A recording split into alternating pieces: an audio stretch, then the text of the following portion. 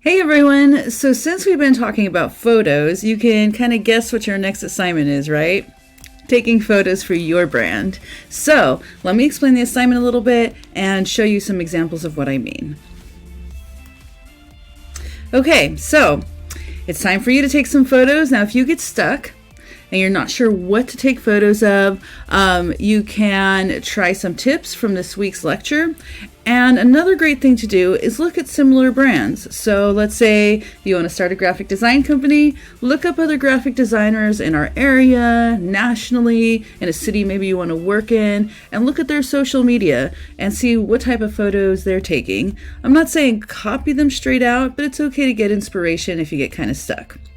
Okay, so you need to take 5 photos that represent your brand, and I want you to edit them. You have to have 3 to 5 different types.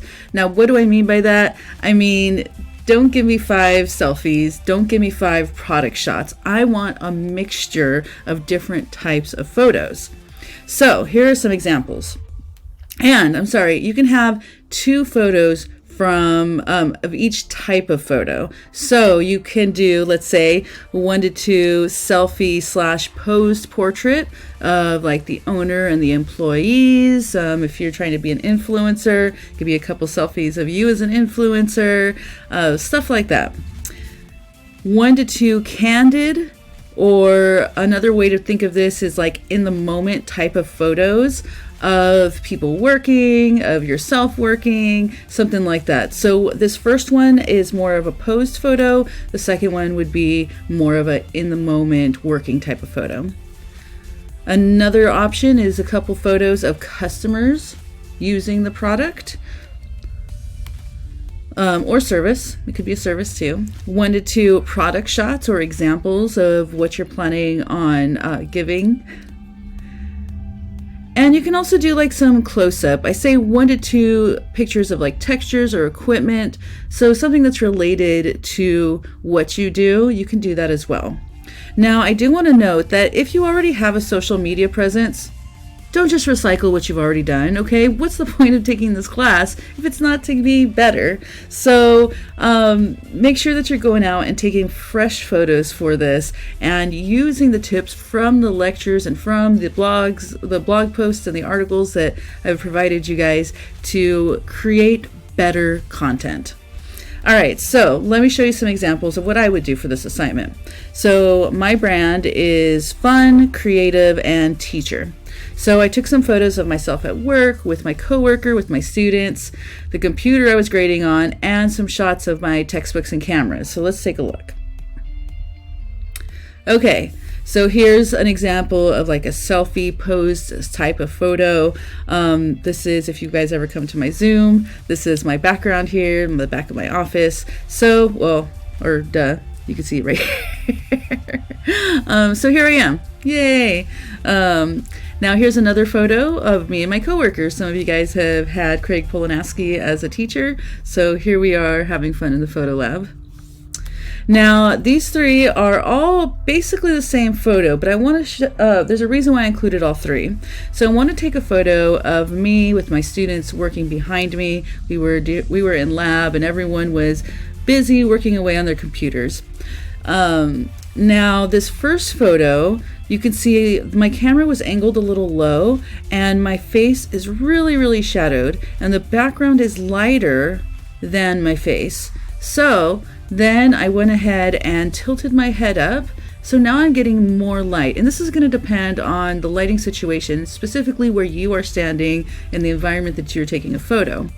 But I lifted my head up and pulled the camera up, and now there is some more lighting, but it's that overhead office style or classroom style lighting, and so my eyes are really dark and that's not very flattering. So the next thing I did was I looked at my light and realized, okay, if I step back a little bit, it's going to light my face evenly.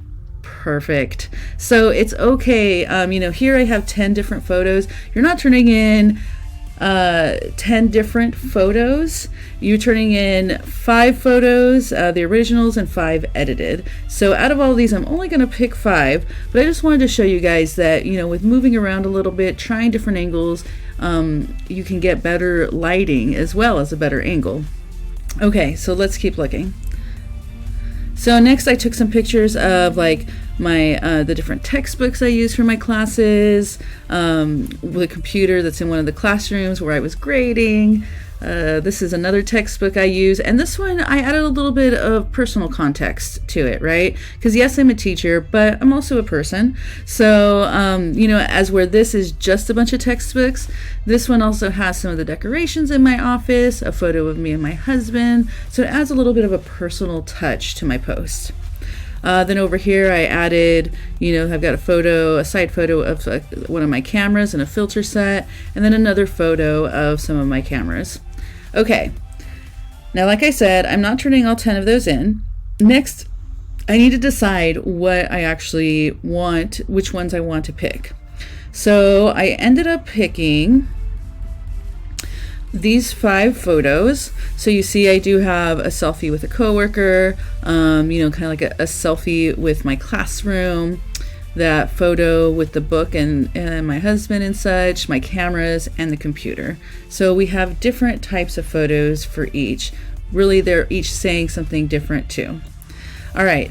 Now, next we have to edit, and if you look at the differences between these 2 photos, it's not huge editing, but it does make for a better photo.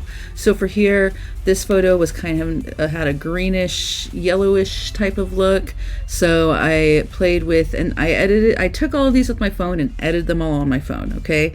I know how to do Photoshop, but I'm trying to use the same tools that you guys would be using. So this is all possible, okay? So I went into my photo editing, and I just used the photo editor that comes with the phone. I didn't even use a different app or anything, and just played with the white balance and the tint a little bit. And yeah, maybe I think I added a little bit of blacks to this, a little bit of contrast. With this one, I just cropped it. So all this stuff up here it was a bit of a distraction. There was too much going on. So I went ahead and cropped the top and bottom down and played with the color a little bit.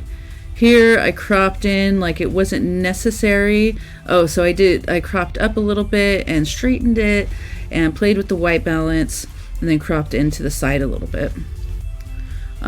Basically the same thing here. Added some blacks. No cropping on this one. Added a little bit of saturation to make these colors pop out a little bit. And same over here. Instead of having this dingy yellow look, I played with the white balance and took the exposure up so that I had a better looking photo.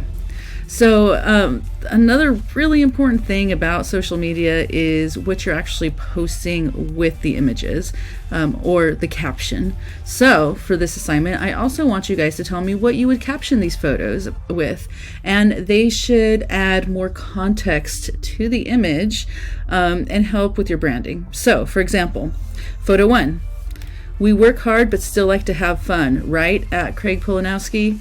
And we can't use, we can't have emojis, use emojis in Canvas. So in parentheses, I just put laugh crying emoji, hashtag work hard, play hard. Okay. It's really good whenever you can to tag other people in your posts, because then their audience is seeing the post as well. Okay, photo 2, it's been a long, hard week, just trying to keep my peace and breathe, LOL. So, I didn't even mention the book here, but it's there, my Design Basics Index that I use for my graphic design courses. Well, I use it personally, I should say. But yeah, it has that personal touch to it. Photo 3, back in class and keeping safe with masks and social distancing. Hashtag get vaccinated, hashtag stay safe. So, the other photos, you could tell I was smiling under the mask, but this one you couldn't. So I went with a little bit more of a serious message, trying to show that we're being safe in class. Photo 4, let's go up here. I love tech, both old and new. This semester I'm teaching a hashtag film photography class, camera emoji. Can anyone name all of these cameras? So adding a question into post can help drive engagement and get people invested in the post and wanting to comment. And the more that people comment, the more people that interact, like, heart, whatever your posts, the more they will be seen by other people. So it's really good to drive engagement this way. And last but not least, I have my grading never stops. LOL. My computer is always staring at me, eyes emoji, #teacher's life. So this is where the angle really became important, because when you photograph something from below, from a low angle, you usually make them look more important or more menacing. So in this case, I was going with menacing, like my computer won't leave me alone because grading never stops. So that helps really drive the communication of what I was trying to say by using that angle. Okay guys, so again, you're going to be turning in your 5 original photos, unedited. You're going to be turning in your 5 edited photos, and you're going to be turning in 5 captions. And remember, for your original photos, I'm telling you, I want the original files because I want to be able to see the metadata. Digital images all have information embedded in them, such as the date they were taken and the settings they were taken with. And so I want to make sure that you guys actually took these for this class and aren't recycling your old work. Okay, I can't wait to see what you guys create for your brand.